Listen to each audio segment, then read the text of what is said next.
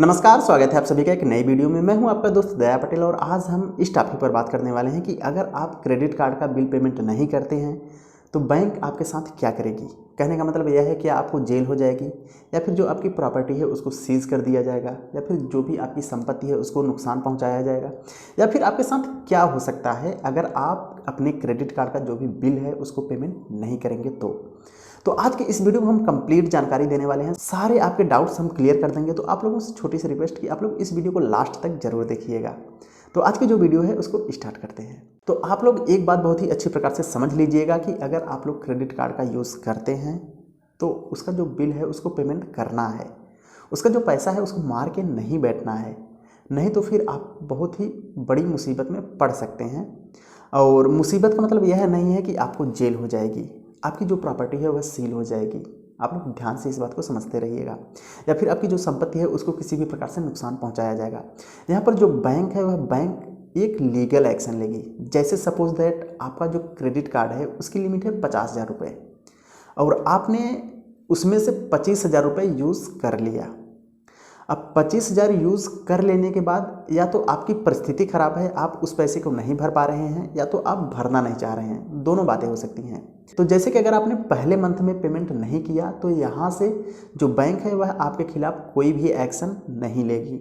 Second month में फिर से आपका जो बिल है वह जनरेट होगा और उसमें जो आपने पेड नहीं किया है उसकी जो पेनाल्टी होगी वह लग जाएगी, जो भी जीएसटी होगी वह लग जाएगी और जो भी चार्जेस वगैरह होंगे लेट पेमेंट के वह सारे चार्जेस जुड़ जाएंगे। जो आपका 25,000 है वह हो जाएगा 30,000 रुपये।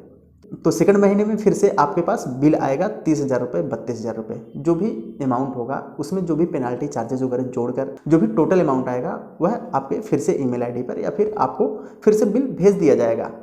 तो अगर आप दूसरे महीने में भी उस अमाउंट को पेड नहीं करते हैं तो तीसरे महीने में जो बैंक है वह आपके खिलाफ एक लीगल एक्शन लेगी। कहने का मतलब यह है कि जो आपका क्रेडिट कार्ड है उसको ब्लॉक कर दिया जाएगा। उसके बाद जो थर्ड महीने का स्टेटमेंट है वह जनरेट नहीं होगा।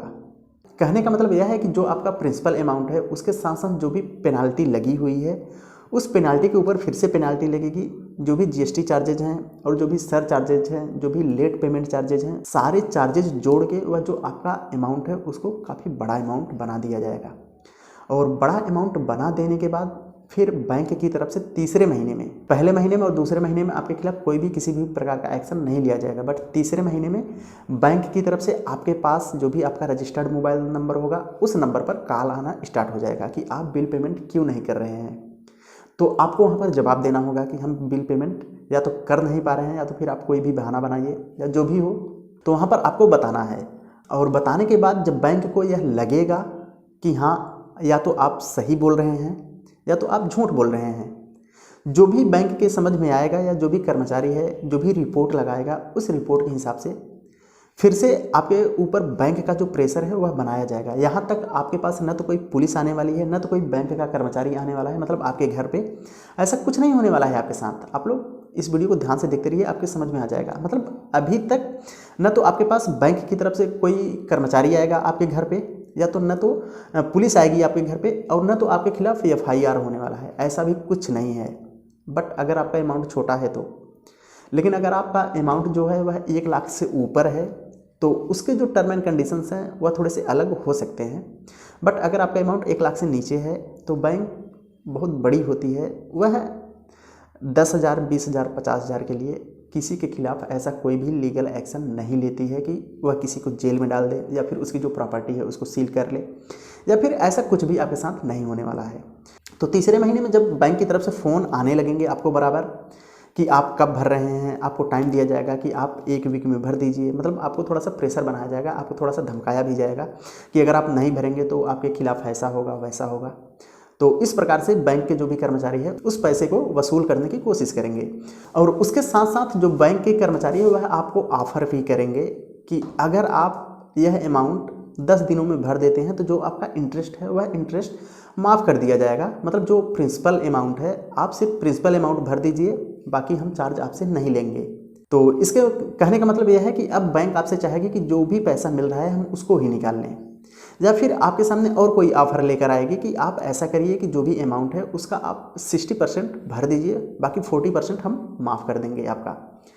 तो अगर आप भर देते हैं तो ठीक है, अगर नहीं भरते हैं तो एक चीज़ यहाँ पर आप लोग ध्यान से समझिए कि बैंक आपको जो क्रेडिट कार्ड देती है वह उसी हिसाब से देती है। कहने का मतलब यह है जैसे कि आपका कोई दोस्त है, आप उसके पास गए 20,000 रुपये मांगने के लिए, लेकिन जो आपका दोस्त है वह आपको जान रहा है कि मैं अगर इसको 20,000 रुपये दे दूंगा तो यह 20,000 रुपये हमको वापस नहीं कर पाएगा। बट अगर मैं इसको 10,000 दे देता हूँ, अगर यह मुझे वापस कर दिया तो ठीक है, अगर नहीं किया तो फिर कोई बात ही नहीं है। तो वह क्या करेगा, 10,000 रुपये उठा के उसको दे देगा। मतलब नहीं मान के दे रहा है कि अगर आपने दे दिया तो अच्छी बात है, अगर नहीं दिया तो फिर कोई बात नहीं। तो बैंक भी आपके साथ यही करती है कि जो आपका सिविल स्कोर है, जो आपका क्रेडिट स्कोर है, उसके हिसाब से आपको क्रेडिट कार्ड देती है। अगर आपका जो सिविल स्कोर है या फिर जो भी आपका मतलब क्रेडिट स्कोर है, उस हिसाब से अगर आपकी जो लिमिट बनती है वह बनती है 2 लाख रुपए, अगर वह आपको फर्स्ट टाइम दे रही है तो वह आपको देगी 50,000 रुपये का, और शुरुआत में तो 25,000 रुपये का ही देती है। कहने का मतलब यह है कि 25,000 रुपये वह न ही मान कर देती है कि अगर आपने 25,000 का गलत यूज़ किया, मतलब यूज़ तो किया बट पैसे नहीं दिए तो फिर कोई बात नहीं। बट अगर आपका जो लेन देन है अगर वह सही है, तब वह लिमिट जो है वह उसको बढ़ा देती है कि हाँ यह बंदा ठीक ठाक है। कहने का मतलब यह है कि जो भी पैसा यूज़ कर रहा है उसको पेड भी कर रहा है। तो जो 25,000 का अमाउंट है उसको 50,000 रुपये कर देती है, और 50,000 रुपये में भी जो आपका लेन देन है वह ठीक ठाक रहा तो वह जो अमाउंट है उसको बढ़ा के 1 लाख रुपए कर देती है। तो इस प्रकार से बैंक आपके ऊपर जितना जितना ट्रस्ट करती है उसी हिसाब से जो आपकी लिमिट है वह बढ़ाती रहती है। फिर भी लेकिन वह आपको उतना अमाउंट नहीं देगी जितना कि आपका सिविल स्कोर के हिसाब से बनता है। कहने का मतलब यह है कि अगर आपका जो सिविल स्कोर है यानी कि जो आपका लेन देन है वह अगर ठीक ठाक है, बिल्कुल एकदम परफेक्ट है, और आपकी जो लिमिट होनी चाहिए वह 3 लाख होनी चाहिए, बट वह आपको 1 लाख रुपए तक का ही क्रेडिट कार्ड देगी। तो बैंक यहाँ पर आपके सामने किसी भी प्रकार का FIR नहीं करने वाली है अगर आप बैंक का पैसा मार के बैठ जाते हैं तो। बट वह आपके साथ कुछ ऐसा जरूर कर देगी कि जिससे कि आप भविष्य में कभी भी न तो लोन ले पाएंगे, न तो कार लोन ले पाएंगे, न तो होम लोन ले पाएंगे, न तो पढ़ाई के लिए लोन ले पाएंगे। मतलब आप किसी भी न तो बैंक का क्रेडिट कार्ड ले पाएंगे दोबारा। कहने का मतलब यह है कि फाइनेंशियल फील्ड में सिविल स्कोर बहुत मायने रखता है। मतलब अगर आपका सिविल स्कोर ठीक ठाक है तभी आपको कोई भी बैंक क्रेडिट कार्ड देती है या फिर कोई बैंक आपको लोन देती है, चाहे आप सरकारी बैंक की बात कर लें या फिर किसी भी प्राइवेट बैंक की बात कर लें। बट अगर आपका सिविल स्कोर डाउन हो गया तो आपको कोई भी बैंक हो, चाहे सरकारी हो चाहे प्राइवेट हो चाहे जो भी हो, कोई भी बैंक आपको लोन नहीं देगी, न तो कोई बैंक आपको क्रेडिट कार्ड देने वाली है। तो जो बैंक है वह आपका जो क्रेडिट स्कोर है उसको 0 कर देगी। मतलब यहाँ से फाइनेंशियल फील्ड में जो आपकी वैल्यू है वह बिल्कुल ख़त्म हो जाएगी, और इसके बाद आप कभी भी लोन, क्रेडिट कार्ड या फिर कुछ भी फाइनेंशियल फील्ड में कुछ भी आप नहीं कर पाएंगे पूरी लाइफ में। जैसे कि अगर आपका जो क्रेडिट स्कोर है वह बिल्कुल भी ख़त्म हो गया, बट अब आप चाहते हैं कि मैं उस पैसे को पेड कर दूं और जो हमारा सिविल स्कोर है वह ठीक ठाक हो जाए, तो उसके लिए आपको बैंक के साथ कंप्रोमाइज़ करना होगा। कंप्रोमाइज़ करने का मतलब यह है कि आपका जो भी पैसा है उस पैसे को पेड करना होगा, जो भी उस समय बैंक के ऑफर्स वगैरह होंगे या फिर उस हिसाब से जो भी बैंक चाहेगी। जब आप उस पैसे को पेड कर देंगे, पेड कर देने के बाद जो आपका सिविल स्कोर है उसको फिर से इंक्रीज़ कर दिया जाएगा। जो बैंक आपका सिविल स्कोर है उसको इंक्रीज़ तो कर देगी, लेकिन वहाँ पर भी एक बात का ध्यान हमेशा रखा जाएगा कि आपने एक बार लिया था उसको नहीं भरा, मतलब वह चीज़ भी मेंशन रहेगी। उस हिसाब से जो आपका क्रेडिट स्कोर है वह कभी भी 7 से ऊपर या तो फिर मतलब उस लेवल पर नहीं पहुंच पाएगा जिस लेवल पर था। वह बढ़ तो जाएगा बट उतना भी नहीं बढ़ेगा जितना कि इसके पहले था। आई होप कि आप लोग बहुत ही अच्छी प्रकार से समझ गए होंगे कि अगर आप क्रेडिट कार्ड का बिल पेमेंट नहीं करते हैं तो यहाँ पर बैंक आपके खिलाफ लीगल एक्शन लेगी। उसके अलावा आपके खिलाफ न तो FIR करने वाली है, न तो आपको किसी भी प्रकार की जो संपत्ति है आपकी उसको न तो किसी भी प्रकार से हानि पहुँचाने वाली है, और न ही कोई भी आपकी प्रॉपर्टी जब्त होगी या फिर ऐसा कुछ भी आपके साथ नहीं होने वाला है। तो इसलिए अपने सिविल स्कोर को बचाने के लिए या फिर आप फाइनेंशियल फील्ड में अपनी वैल्यू बनाए रखने के लिए जो भी आप क्रेडिट कार्ड यूज़ करते हैं उसका बिल पेमेंट जरूर से ज़रूर करना चाहिए।